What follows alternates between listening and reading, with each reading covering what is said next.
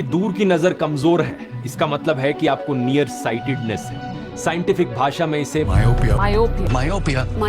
Myopia कहा जाता है और इसको लेकर जो डेटा है वो बहुत ही शॉकिंग है। इंडिया में 5 से 15 साल के बच्चों के एज ग्रुप की अगर हम बात करें तो मायोपिया का रेट आज से 20 साल पहले 4.5% हुआ करता था। आज यही नंबर 21% क्रॉस कर गया है, यानी कि देश में रहने वाले हर 5 में से एक बच्चे को चश्मे लगे हैं। आज के दिन हालत ये हो चुकी है कि मायोपिया को एक एपिडेमिक कंसिडर किया जाता है और प्रिडिक्शन करी गई है कि साल 2050 तक दुनिया में रहने वाले हर दूसरे इंसान को चश्मे लगेंगे। ये सब आखिर क्यों हो रहा है? अगर आपको ऑलरेडी चश्मे लग चुके हैं तो क्या आप अपनी आंखों को नेचुरल तरीके से वापस ठीक कर सकते हो?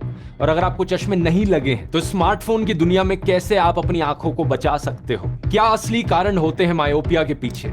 आज के वीडियो में दोस्तों इन सभी सवालों के जवाब जानते हैं लेटेस्ट साइंटिफिक स्टडीज को समझते हुए।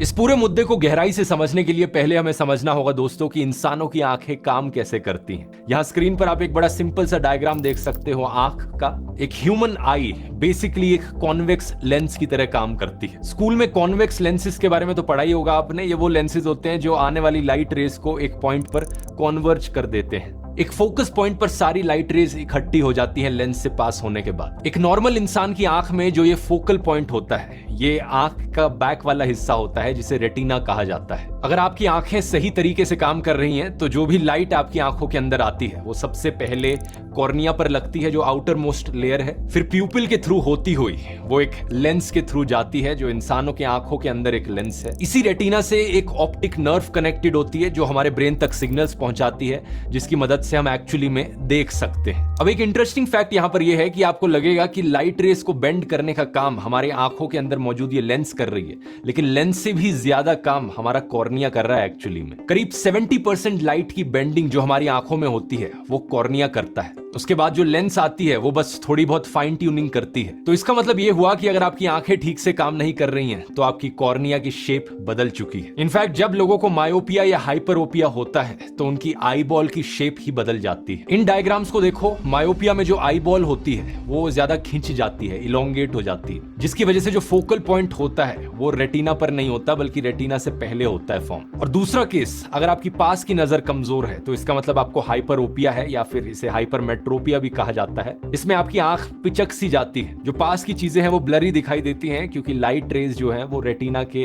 बाद में कॉन्वर्ज हो रही हैं। फोकल पॉइंट रेटिना के बाद में है। एक और इंटरेस्टिंग चीज यहाँ ये है कि इंसानों में आमतौर पर सभी न्यूबॉर्न बेबीज की जो आंखें होती हैं वो ऑलरेडी पिचकी हुई होती हैं। ये हाइपरोपिया वाली आंखें होती हैं। तो न्यूबॉर्न बच्चे 1-2 साल के जो बच्चे होते हैं वो पास की चीजें अच्छे से देख नहीं पाते, लेकिन धीरे धीरे जैसे बच्चा बड़ा होता है तो आई बॉल्स सही साइज की बन जाती है। इस प्रोसेस को पूरा होने में करीब 2 साल का समय लगता है। तो 2 साल की एज के बाद बच्चों को नॉर्मल दिखना शुरू हो जाता है। अब एक सवाल यहाँ पर आपके मन में शायद आए कि लेंसेज की जो फोकल लेंथ होती है वो तो फिक्स्ड होती है, तो ऐसा कैसे कि इंसान दूर का भी देख सकते हैं और पास का भी देख सकते हैं? हमें अपनी फोकल लेंथ बार बार बदलने के लिए लेंस की शेप को भी बार बार बदलना होगा। ये बात बिल्कुल सही है और ये काम किया जाता है इंसानों की आंखों में आई मसल्स के द्वारा, जिन्हें सिलरी मसल्स भी कहा जाता है। अपनी आंखों के सामने एक बार अपनी उंगली ऐसे दूर रख के देखो और धीरे धीरे अपनी उंगली को देखते रहो और अपने आंखों के पास लाते रहो।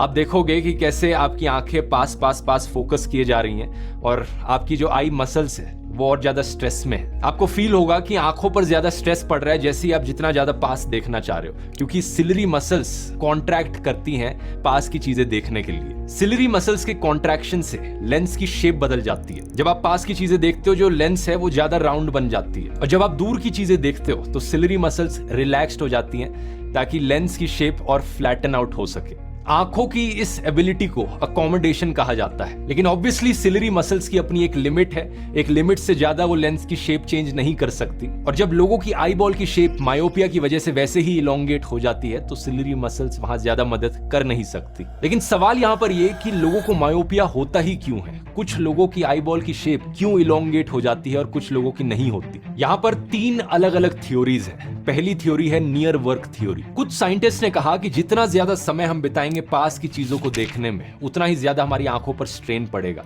उतना ही ज्यादा हमारी सिलरी मसल्स को काम करना पड़ेगा और उतनी ही ज्यादा देर तक हमारी आई बॉल ज्यादा गोल बनकर रहेगी, स्क्वीज्ड रहेगी और जितना ज्यादा समय आई बॉल स्क्वीज रहेगी उतना ही ज्यादा मुश्किल हो जाएगा आई बॉल को वापस रिलैक्स कर पाना। यह है नियर वर्क थ्योरी। जितना समय आप बिताओगे किताबें पढ़ते वक्त, फोन के स्क्रीन को देखते हुए, लैपटॉप के स्क्रीन को देखते हुए, आंखों पर ज्यादा स्ट्रेन पड़ रहा है। लेकिन इससे भी पहले एक और थ्योरी थी जिसे कई सालों तक माना जाता था कि वही असली कारण है मायोपिया के पीछे, डीएनए थ्योरी। साइंटिस्ट का मानना था कि कोई कारण नहीं है मायोपिया के पीछे, बस ये जेनेटिक्स से रिलेटेड है। आपका डीएनए बताएगा कि आपको मायोपिया होगा या नहीं होगा, और ये चीज हेरिडेटरी है। अगर आपके फैमिली में चली आ रही है चीज, चश्मे लगे हैं सबको, तो आपको भी चश्मे लगेंगे ही, चाहे आप कुछ भी कर लो। ये डीएनए थ्योरी साल 1970s तक आते आते फेल होने लगी, क्योंकि 1969 में एक बड़ी इंटरेस्टिंग स्टडी करी गई अलास्का में रहने वाले आदिवासी लोगों पर। वहां यह पाया गया कि जो मिडिल एज्ड और बुजुर्ग लोग थे अलास्का में रहने वाले, उनमें तो कभी मायोपिया नहीं देखने को मिला, लेकिन बच्चों में और टीनेजर्स में मायोपिया के रेट्स 50% से ज्यादा थे। एक ही जनरेशन के अंदर इतना बड़ा बदलाव आना,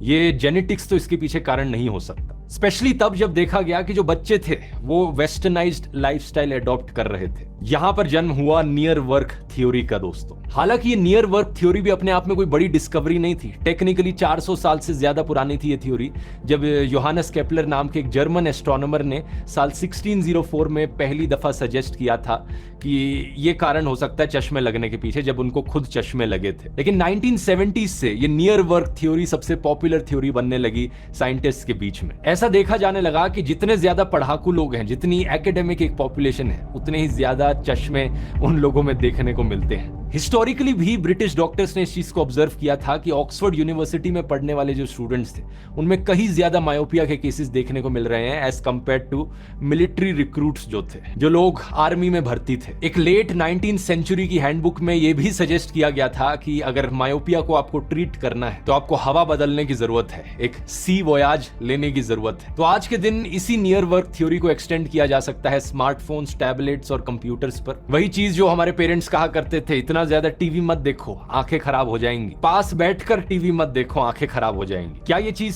सच थी? नियर वर्क थ्योरी एक अच्छी एक्सप्लेनेशन है, लेकिन इसे प्रूफ कर पाना काफी मुश्किल रहा है। इनफैक्ट कई लेटेस्ट साइंटिफिक स्टडीज ने इस थ्योरी